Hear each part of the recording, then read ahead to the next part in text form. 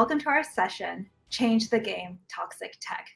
I'm Ellie Wu, VP at a cybersecurity startup, angel investor, and board advisor, and unapologetic optimist because I, like water, have always had to find a way forward. Now, my career has never been straightforward or easy, but there are two tools that have always come in really handy, and that's knowledge and perspective. And so a defining moment for me was when I stopped trying to avoid toxic tech environments like it was a shark in the water, and then realized, maybe it's the current.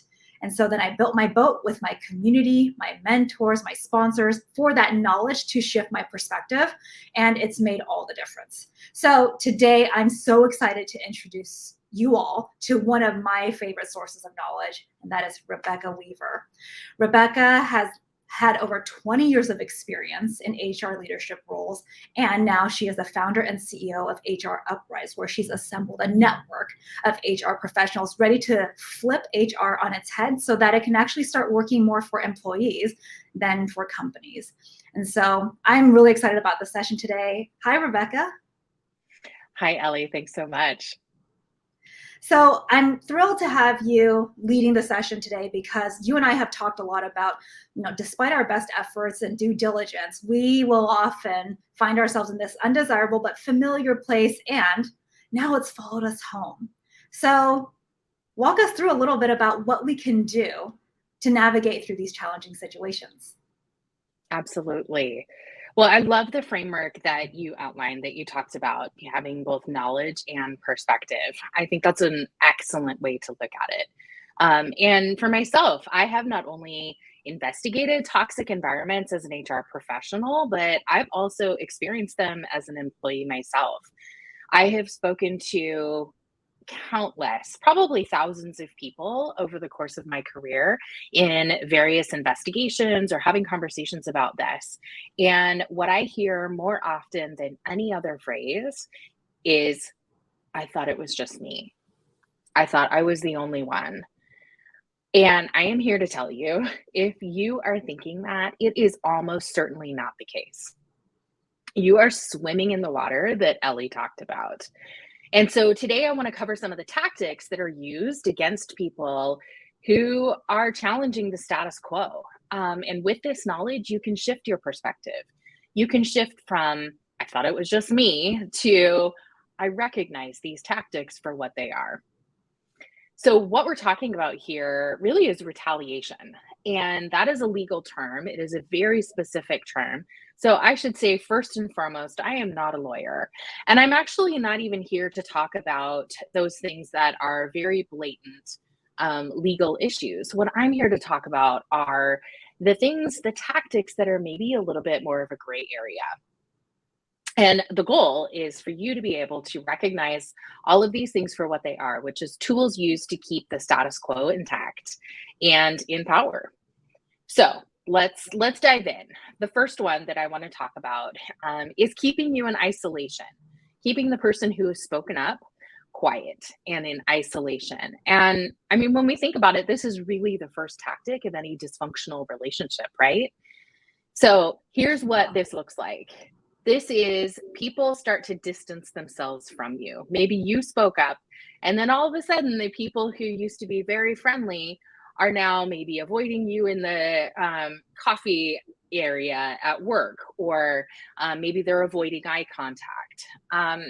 For me, when I experienced this, it was people I had considered to be friends, all of a sudden weren't around anymore at work. So the first tactic is really keeping you in isolation, keeping you by yourself.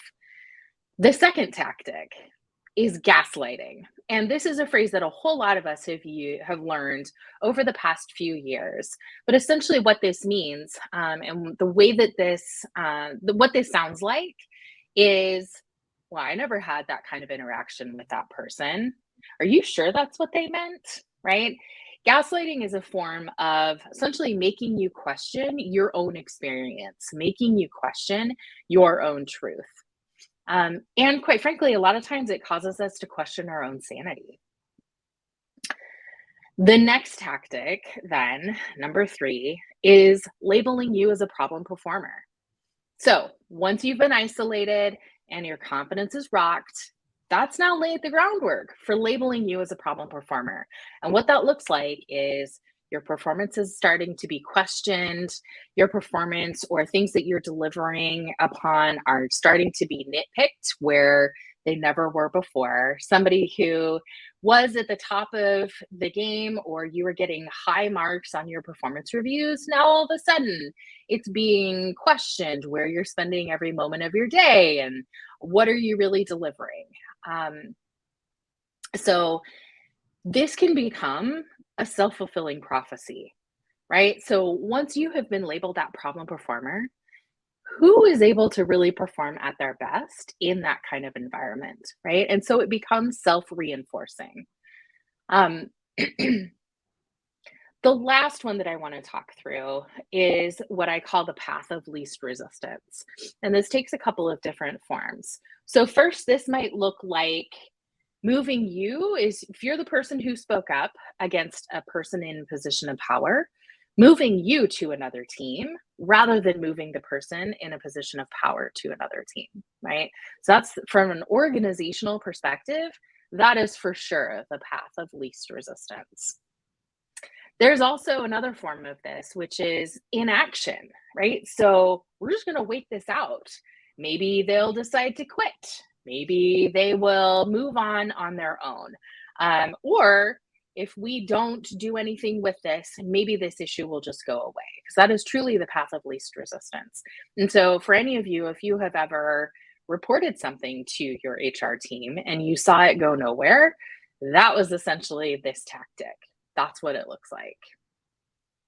So here's the deal. What I want to leave you with is this: moving on or resigning, as I said in that last example, might be the best thing for you to do.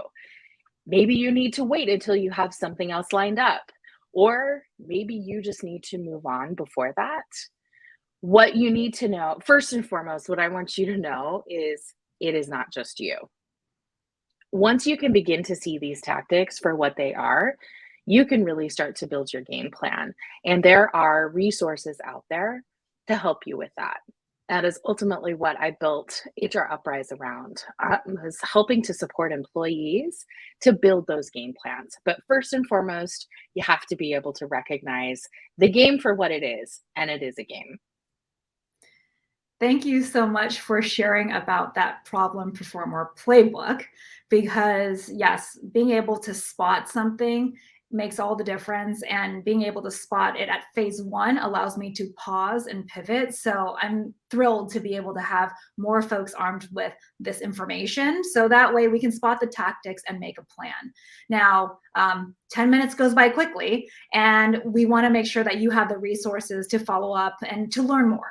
So check out the handouts from the session. I have really enjoyed every episode of the Problem Performers podcast that you, Rebecca, lead. And so I would encourage folks to check that out. And also feel free to reach out to us on LinkedIn or Twitter, because we want to know how this framework is working out for you, and how, we want to see this road tested. We want to see this empowering more of you. So feel free to find us on social. Thank you again, Rebecca, for sharing the playbook with us. And I'll look forward to talking to you again soon.